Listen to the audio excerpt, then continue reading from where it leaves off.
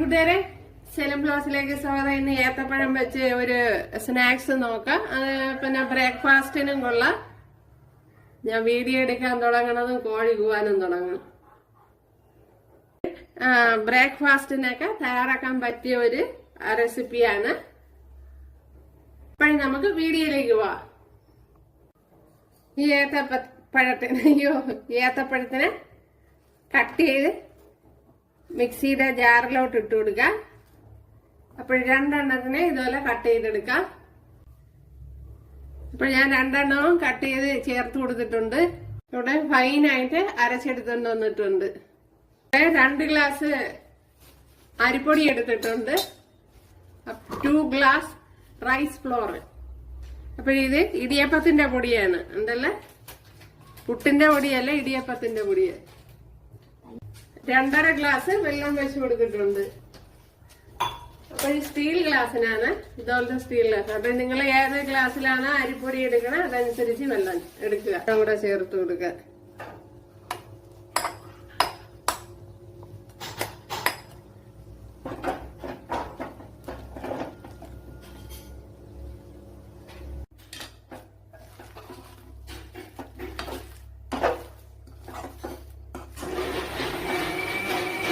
അപ്പോഴ് ചെറിയ ചൂടോടുകൂടി തന്നെ ഇത് കുഴച്ചെങ്കിൽ ഇതെല്ലാം പെട്ടെന്ന് ഉരുണ്ട് വരും, കണ്ടല്ലേ.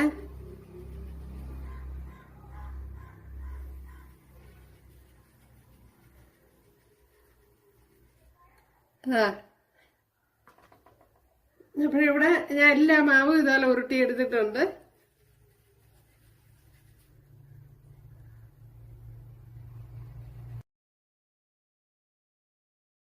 കണ്ടല്ലേ, ഇവിടെ എല്ലാം ഉരുട്ടി എടുത്തിട്ടുണ്ട്.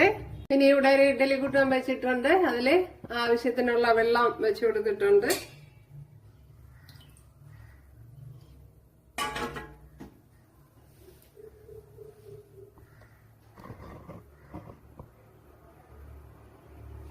ഇവിടെ വെള്ളം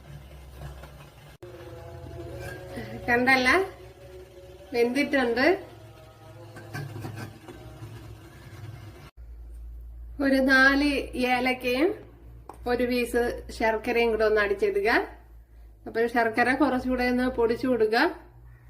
അപ്പോഴിവിടെ ഒരു ചട്ടി വെച്ച് കൊടുത്തിട്ടുണ്ട്. ഇതിലേക്ക് അപ്പോഴെല്ലാവരും ചെയ്ത് നോക്കുക, തീർച്ചയായിട്ടും ഇഷ്ടപ്പെടും.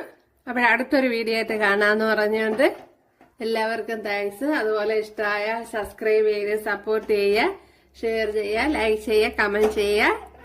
എനിക്ക്